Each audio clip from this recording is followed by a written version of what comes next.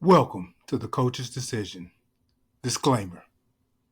The views, language, and candor expressed on this series are designed to provoke thought and conversation amongst adults.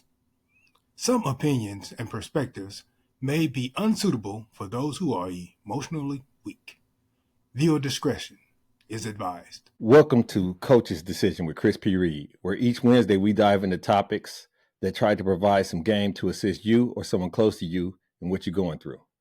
I have many clients that are great players of the game of life, but a great coach sometimes has to make decisions designed to protect the player from themselves.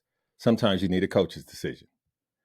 My producer and top client will guide us through some of these moments, and we depend on you, the audience, to provide perspective and questions in the chat, share some additional insights on the topic. Yes, I'm MOB. I'm your friendly neighborhood producer. So feel free to drop any questions, concerns, or whatever angle you have to the topic. I'll be reading off your questions. So drop them in at any time. What do you have on your mind today to discuss, sir? You sent out a weekly thought on living a serene life. First thing I start thinking of is, who are you talking to? Are you talking to men? You talking to women? You talking about at home, at work? You talking about single people only? So I need some clarification of the direction of who you're talking to. And I know this is a lot of questions, but That's all right. does All right, serene, does it mean that you giving up and you living a boring life and you letting people run over you? no, you need, first of all, peace is the optimal thing. I think everybody should live their life with a happiness quotient. We all here to be happy and progressive if possible, unless we have issues, right? Some people have mental issues and things like that prevent those things, but I'm talking to the sane at this point in time. So, and I'm talking to everybody, like you said, married, single, gay, straight, and otherwise, Jews, Gentiles, and whatnot. Everybody has a opportunity, if they so desire, to try to capture some serenity in their life. And what I sent out was the fact that, to me, it comes down to five different things that help you to generate serenity within your life. Beyond prayer and other things, you have to kind of activate and act out some of these things. And so the five things, I'll go through them and then we can go deeper. The one thing is acceptance. That's number one. Number two, not to take stuff personal. Number three, breathe. Calm the hell down and breathe a little bit. Number four, that helps that is step away. Step away from the situation. Sometimes the emotion within the situation allow for you to make rash decisions. And then number five, don't dwell on it. I believe it's a sin to dwell or to remain in anything for too long. So you have to kind of take a step back. But if you do those five things, it will lead to a more serene life for you and hopefully those around you that you burden with all of your drama. So, but that's that. So go ahead. Was acceptance? First thing is acceptance. So is that the boring that we're talking about? Say it one more time. Is that the boring? Like you starting to accept everything that's going on around? You're not doing nothing about it. No, we're not talking about no standards. Yeah, you talk about lack of standards, right? No, it's not a lack of standards type acceptance. It's the fact that if you in a situation and we are the architects of our own misery a lot of times. So sometimes you find yourself in situations that you developed, that you created based on things that you've done. So you have to, at some point in time, accept your role in all these things. What you realize, if you've been in relationships, you've been at work, or you've been in situations, a lot of people have tendency to blame others for things that they've been part of or they've been culpable within. And you have to accept your place in this situation. What did I do to help to build this, or what could I have done to prevent this? Okay, I got it. It sounds like accountability there a little bit. The only thing is, accountability is coincided with blame. A lot of people think to be accountable means something went wrong and you're taking responsibility / accountability for it. Acceptance is just neutral. It's whether it's good, bad, or indifferent. You accept the fact that this on me, or this is what I need to do to move on from that, or you accept the fact that this person is putting you in this situation, or this person don't mean you no good. You have to accept what your lion eyes and your gut is telling you. There's a level of admitting you have a problem is the first step in solving it. That's the part of acceptance that I'm speaking of. So not be delusional. Yes, absolutely. The worst lie you could tell is to yourself. That's the word. You could lie to God. You could say, if you just give me through this, I won't drink no more. I won't smoke no more. I won't, raw dog, no more hoes. But the fact is, you have to be honest with yourself first and foremost, because you know you better than anybody should. Okay. Or you should, or get to know you. Okay. Absolutely. I can accept that. Okay. What's number two?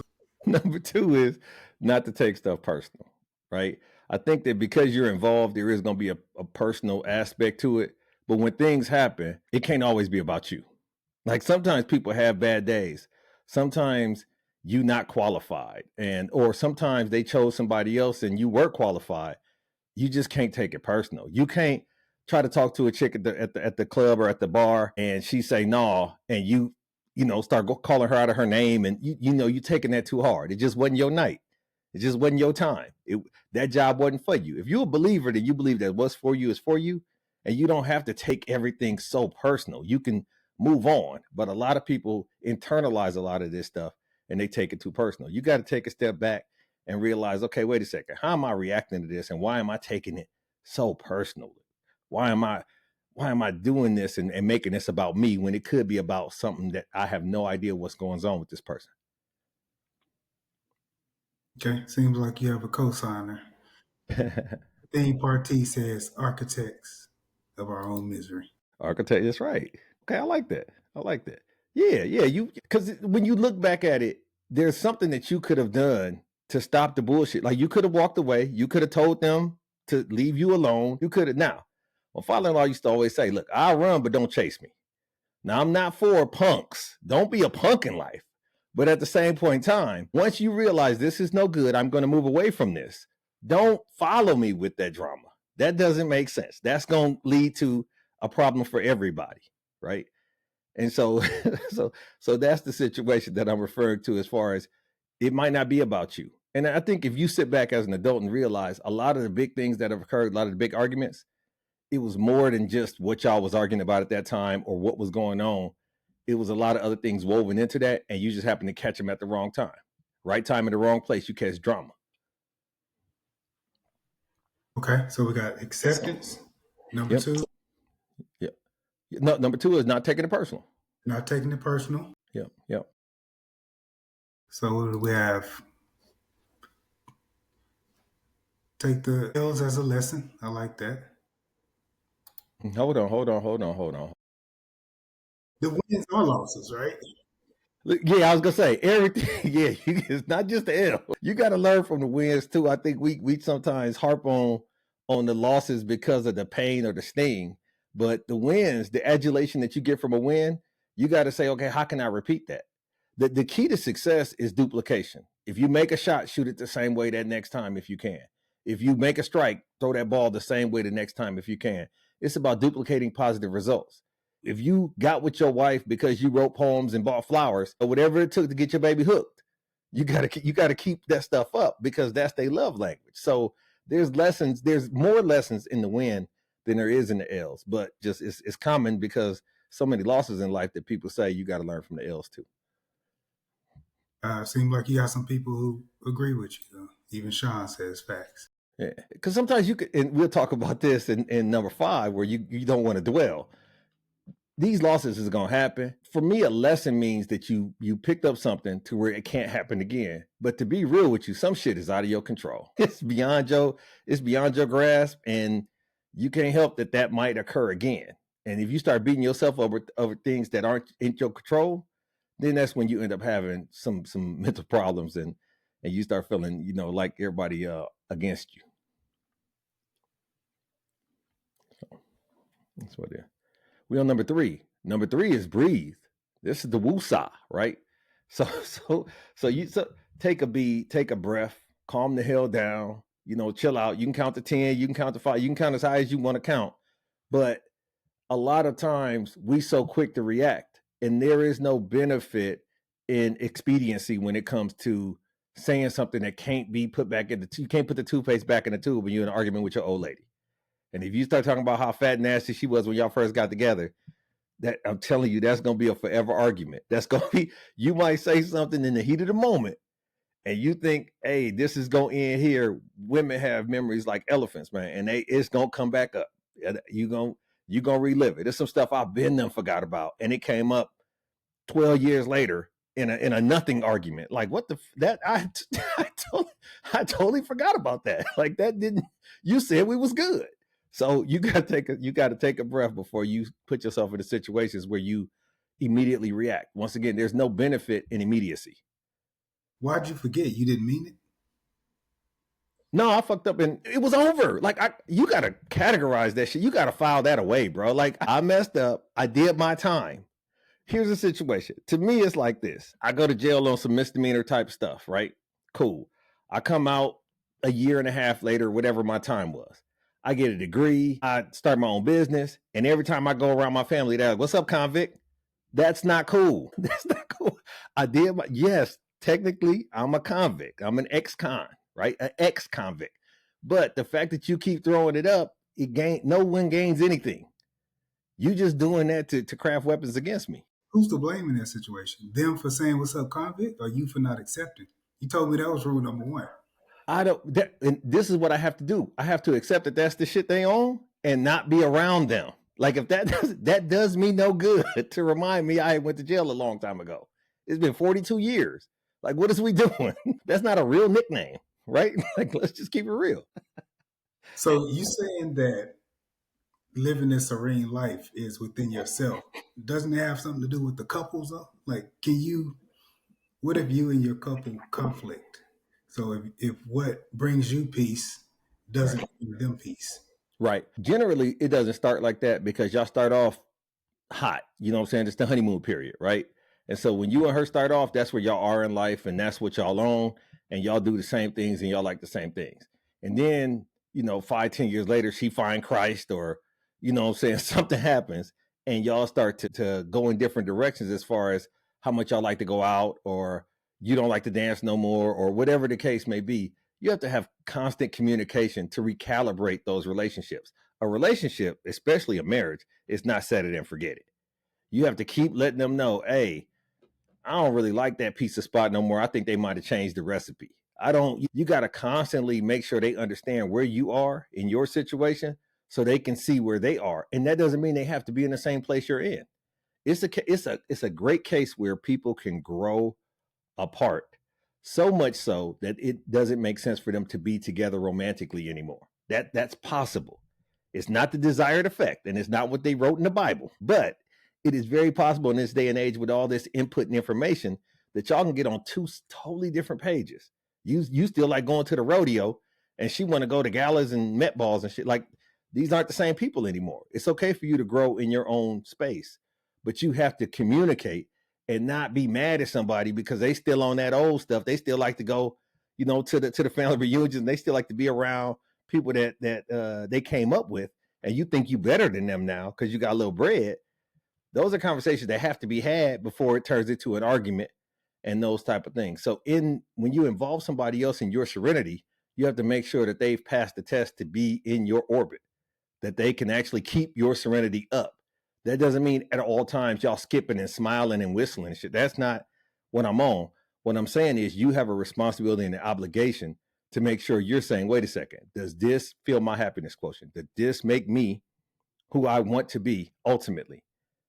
Because we start sacrificing and taking shortcuts and making concessions for people and we end up losing ourselves. Women do this a lot and they talk about it a lot.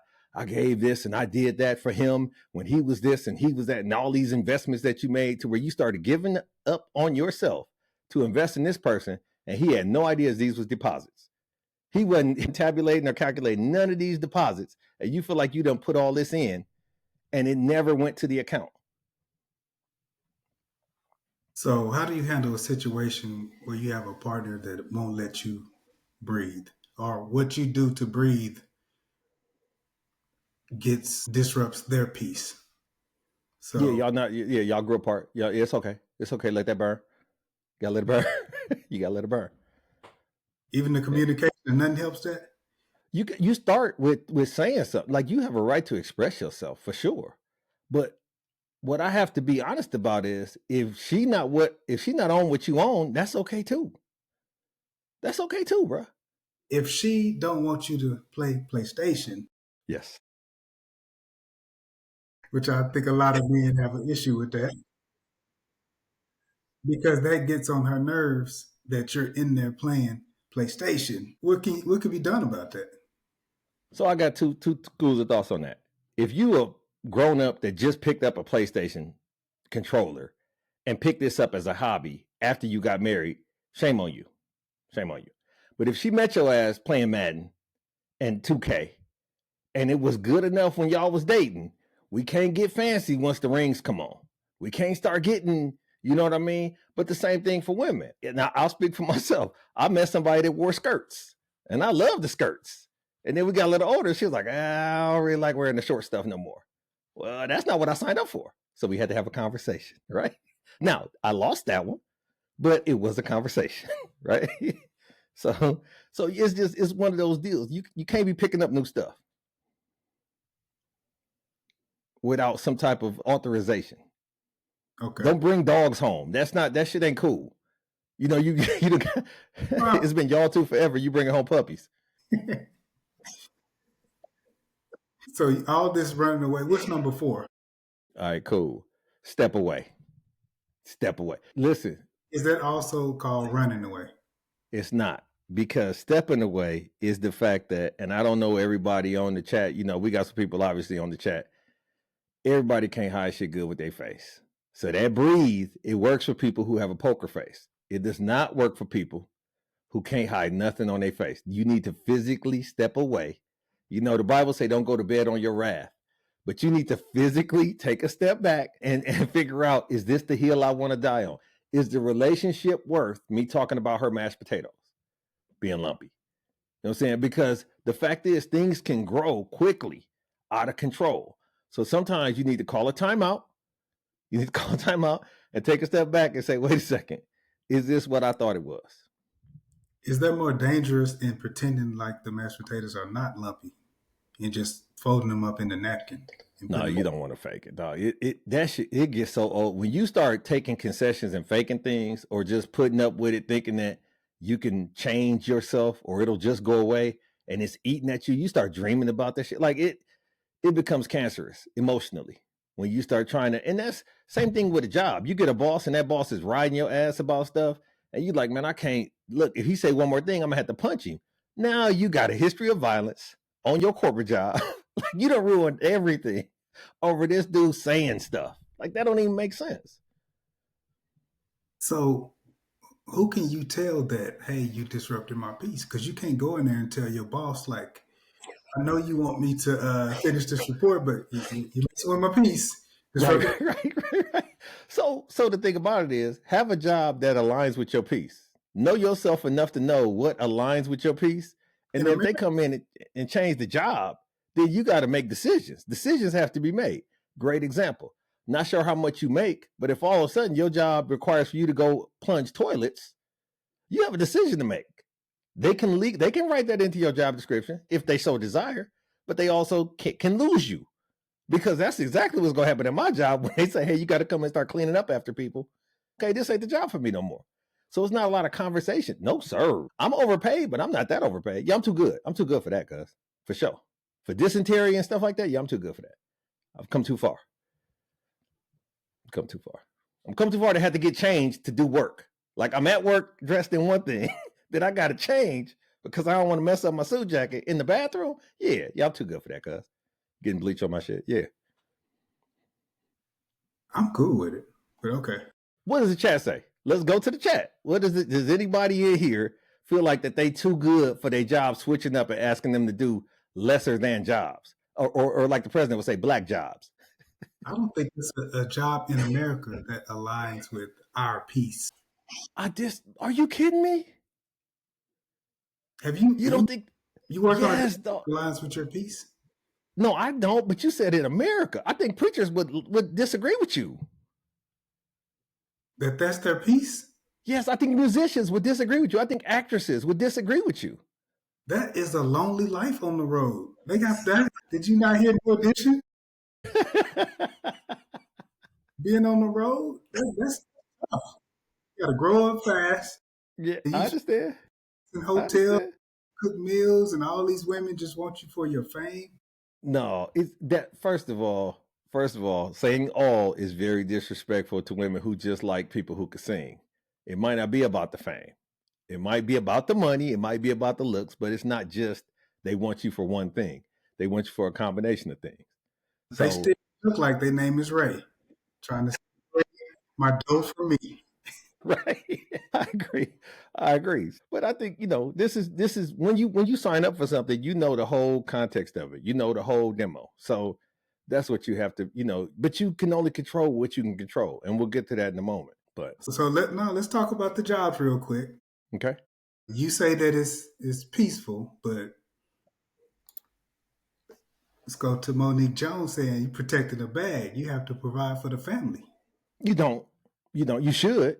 Provide You for the family. should provide for, yes, you should, but you don't have to do anything except stay black and die. Like that's all you have to do. Like everything else is a choice that you make. And you have to take that power and understand you have the power to choose what you want to do and to promote your happiness. So yeah, at all costs, yes, you have to look. If it's not, you have to have something to give something.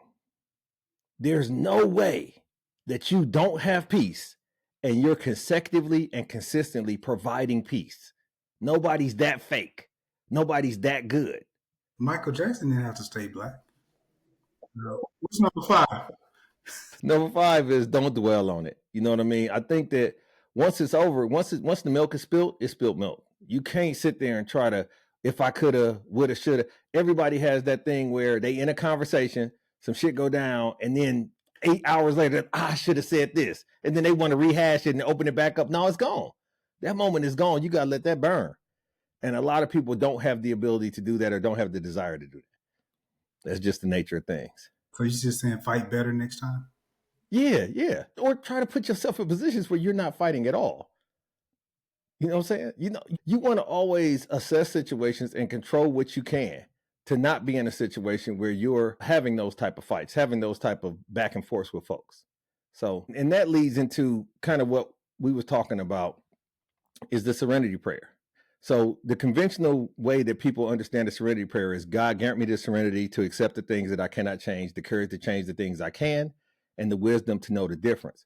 But the original serenity prayer 100 years ago, written by this guy Reinhold, it also turned out to be more of a prayer itself. And it talked about accepting hardships as a path to peace and talking to the Lord and understanding that the world is sinful and that it's not going to go your way all the time.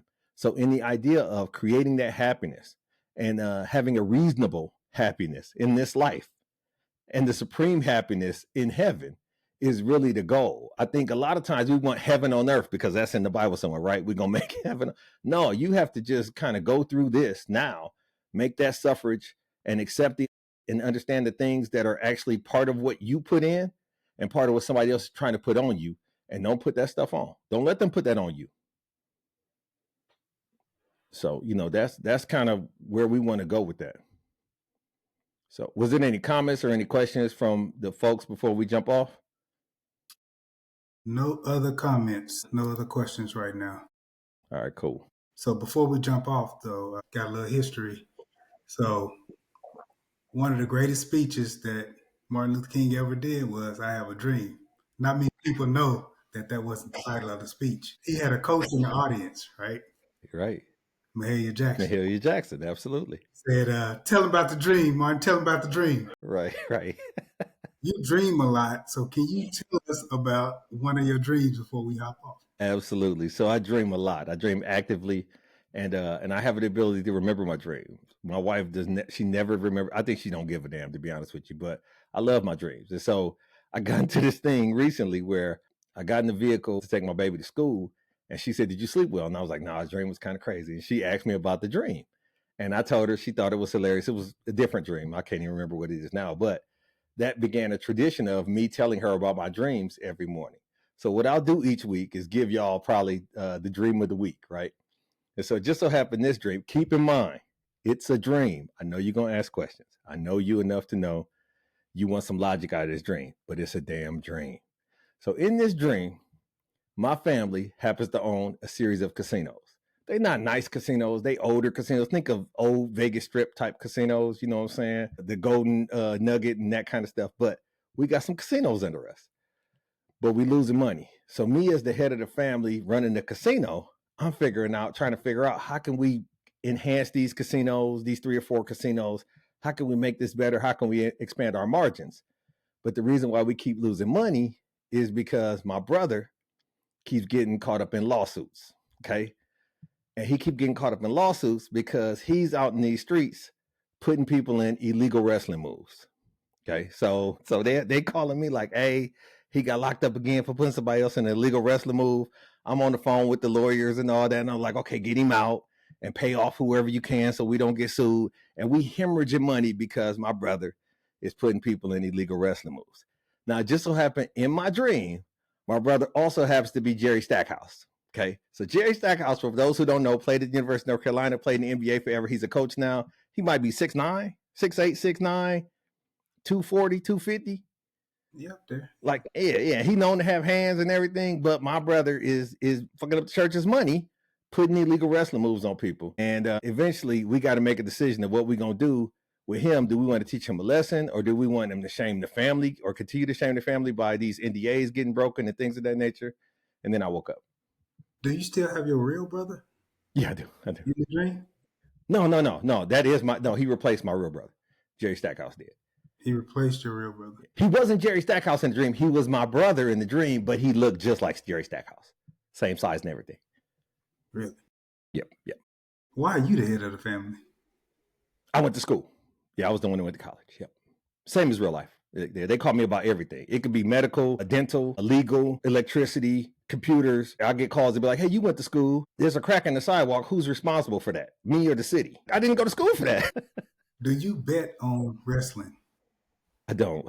You don't do it? I used to watch wrestling. So it's different between wrestling. Anybody that wrestled in high school, I don't want to disrespect you. You know what I'm saying? Wrestled in college, I don't want to disrespect you. And then you got wrestling. So no, I used to watch wrestling when it was WWF. But then the World Wildlife Fund sued them to make it WWE a long time ago. But we talking about Captain Lou Albano, Jimmy Superfly Snuka, the Macho Man, you know what I'm saying? Captain Lou Albano. I was on that when I was a kid. But you get into the illegal wrestling moves part. Like if he was putting legal wrestling moves on people, would have been fine. I don't. It was a dream, fam.